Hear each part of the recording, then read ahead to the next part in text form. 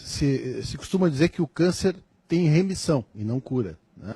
Então, o câncer, na hora que a determinação pela oncologia de cura é quando você tem um câncer, você trata esse câncer e nos próximos 5 anos ele não volta. Aí a oncologia diz, esse paciente está curado. Se ele voltar com 5 anos e um dia, aí eles não chamam isso, eles chamam esse câncer de curado, que é uma piada, pô. O câncer, na realidade, ele pode não curar nunca. Ele pode ser crônico e ele pode ter remissão com 20 anos. Câncer de bexiga, por exemplo.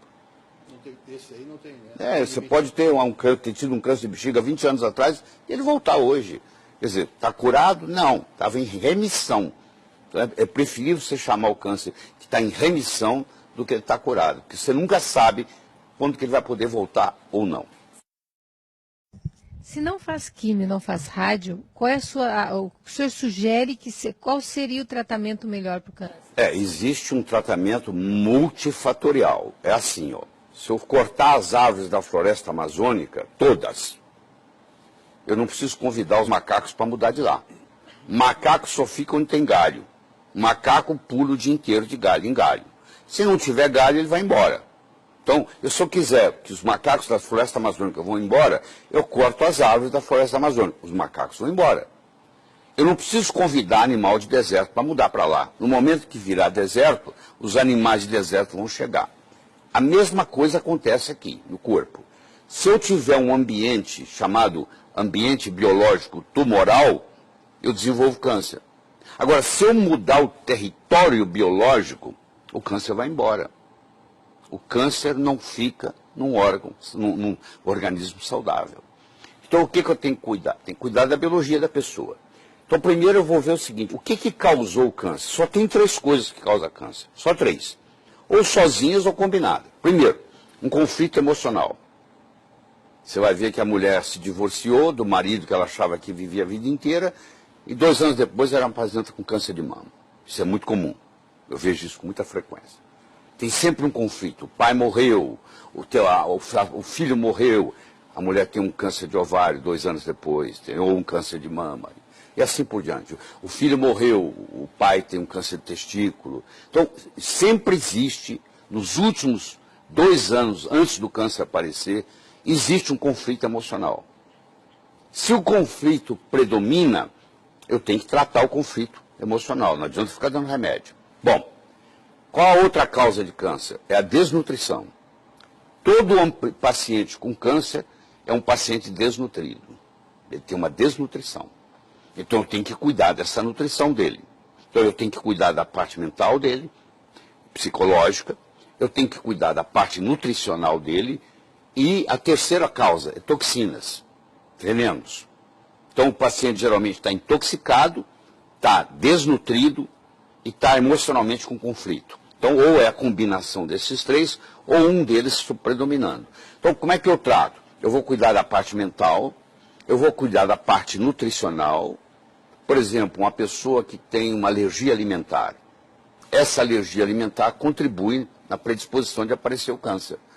Não adianta eu tratar o câncer e não cuidar dessa alergia alimentar que ele tem. Descobrir qual alimento que faz mal para eles. Vamos supor que o alimento seja glúten. Vamos supor que o alimento seja leite. Então eu vou ter que tirar o glúten, eu vou ter que tirar o leite, eu vou ter que tirar os 2. Se eu continuar dando glúten e leite, não adianta. A célula cancerígena, ela se alimenta de 2 coisas, só 2 coisas. Ou ela ingere glicose, ou ela ingere glutamina.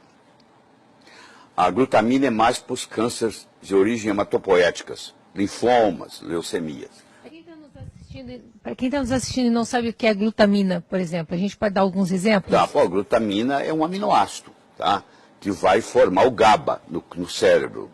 Então a glutamina protege a parte do intestino.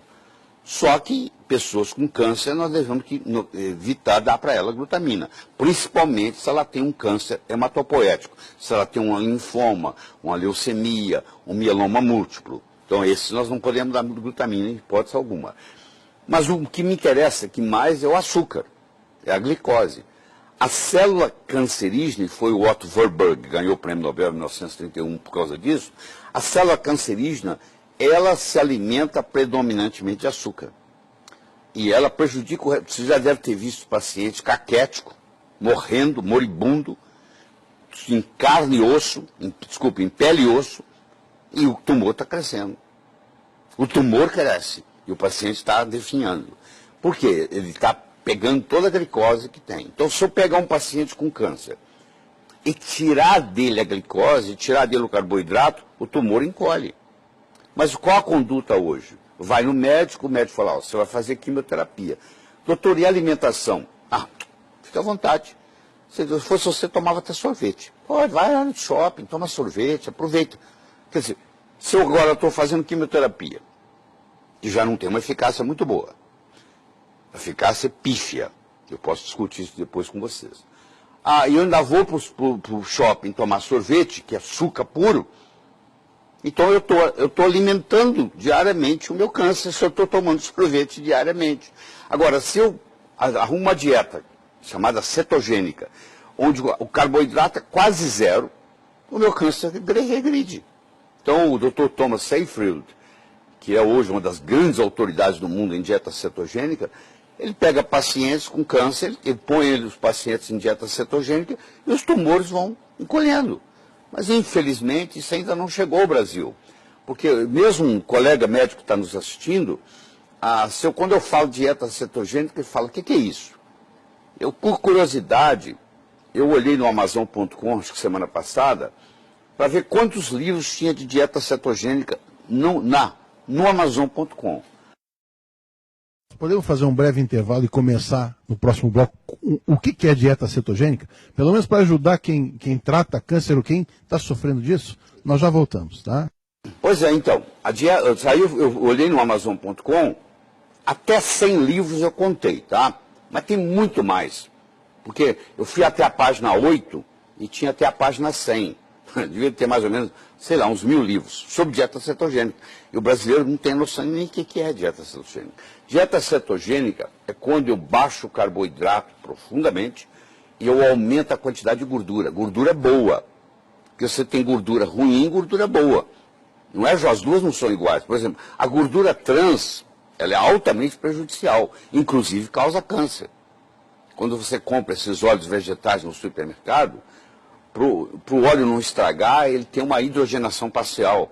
Então ele é gordura trans. Você traz o veneno toda semana ou todo mês para casa de uma gordura trans que você coloca na sua cozinha. Isso é um absurdo, mas todo mundo faz isso. E aqui em casa, por exemplo, só entra óleo de coco. Nós só cozinhamos com óleo de coco. Porque o óleo de coco não tem jeito de ser trans. Entendeu? O pessoal também conhece muito pouco de óleo de coco, deve ter uns 40 livros no Amazon.com sobre óleo de coco, eu recomendo, sei lá, estudar. Porque a maioria do que eu escuto na televisão é bobagem. A pessoa falar óleo de coco engorda. Então você não entende absolutamente nada de nutrição. Porque o capróico, o caprílico, o cáprico, o láurico são ácidos de cadeia média, eles não têm jeito de ser acumulado, não viram triglicérides, não pode ser acumulado no tecido adiposo, e pelo contrário, são até termogênicos. Em todos os lugares do mundo onde predomina a dieta do coco na culinária, você não tem obesidade. As pessoas são todas magras. Por exemplo, as ilhas do Pacífico, onde predomina a culinária do coco, todo mundo é magro, não tem obesidade. Tá? Não tem AIDS também. São mais saudáveis, né? Não tem AIDS, tem HIV, mas não tem AIDS, porque o HIV para virar AIDS, o ácido láurico, que é predominante no coco, pra você ter uma ideia, o leite materno tem 19% de ácido láurico, o coco tem 47%. Então o ácido láurico, quando ele cai no estômago, ele vira monolaurina. Ele mata fungo, ele mata bactéria, ele mata vírus, ele mata parasita. Então isso te dá uma saúde muito grande quando você se alimenta. Você não precisa usar filtro solar. Você toma o coco na hora de ir para a praia, uma colher de sopa de coco, de óleo de coco, ou você passa o óleo de coco na pele. Também não deixa queimar. Pode ficar o dia inteiro no sol. Então fica a dica, excelente protetor solar. Excelente protetor solar, natural, faz bem, é absorvido, vai contribuir. Não tem. A nossa família, todo mundo usa, as crianças, os netinhos, tudo usa óleo de coco para ir na praia. Tá?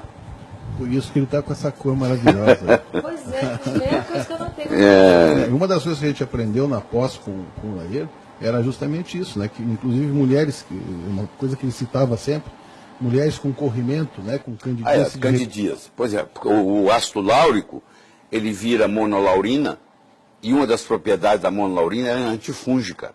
Então ela mata a Candida albicans. Porque a Candida albicans, ela pode evoluir para a Candida glabata e causar câncer. Uma das causas do câncer é o fungo. Não é a Candida albicans que vira glabata. A albicans, propriamente dito, não causa câncer. Mas quando o terreno é propício, ela se transforma em glabata. E aí ela é uma causadora de câncer. Nesse caso, é ingestão, é tomar, assim, comer de colher o óleo de coco. É, tomar de colher. Uma colher de sopa tem 14 gramas de óleo. 14 gramas. Então você toma 1 ou 2 vezes por dia, tá? Mas é isso aí. Aí a dieta cetogênica que nós estamos falando. Então você ingere as gorduras boas, o ômega 3, o ômega 6, o ômega 9, porque outro problema que existe, todo lugar que você lê, você fala assim, mas nós temos muito ômega 6 e pouco ômega 3. É verdade, mas o ômega 6 que nós temos também está lesado, porque ele tá oxidado. Então, às vezes, é importante você tomar o ômega 6 não oxidado. Faz muito bem para a saúde quando você faz isso. Então, isso aí, quando predomina na sua dieta essas gorduras boas, e você cai o carboidrato, o câncer começa a diminuir. Você começa a tratar o câncer só com dieta. Entendeu? Nós trabalhamos com oxigênio, porque o Warburg mostrou que o oxigênio para a célula cancerígena é igual ao sol é para o vampiro. O vampiro tem que entrar no caixão e se fechar lá, porque se ele amanhecer o dia, o raio do sol mata ele, não é assim que é a lenda? Pois é, mais ou menos aqui. O oxigênio mata a célula cancerígena. Então, se eu tiver um tumor e eu jogar oxigênio nesse tumor, a célula cancerígena desenvolve apoptose. Porque o problema da célula cancerígena é que ela tem dificuldade de morrer. Ela tem uma telomerase aumentada e ela não tem a capacidade apoptótica, que é a morte natural por suicídio, então ela vai proliferando e vai aumentando. Quando você joga oxigênio nela, é um jeito dela morrer.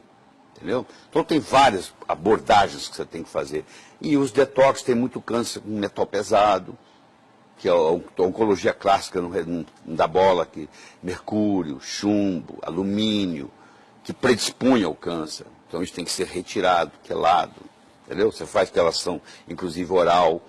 Coentrum, que é um condimento simples, você colocar na comida, faz quelação, entendeu? Clorofila faz quelação. Aqueles tratamentos com oxigênio, né, que a gente aprendeu o Von Ardenne. na tua pós, o Von Ardenne, né? Uma das indicações seria essa, né? O Von Ardenne, ele era um físico, ele foi quem desenvolveu a bomba atômica russa, ele era um gênio, ele inclusive tem patente na área da geladeira, patente na área do ar-condicionado, tem várias coisas que ele desenvolveu. E ele também entrou na área médica. Ele desenvolveu uma medicina própria, chama-se Medicina de Von Ardenne, onde existe um tratamento usando oxigênio em altas doses, com todo um protocolo, que alguns médicos, meus alunos, aprendem a trabalhar, porque o oxigênio é uma coisa que é permitida, não tem nada proibido. Então a gente usa o protocolo de Von Ardenne no tratamento de câncer, com resultados espetaculares, espetaculares.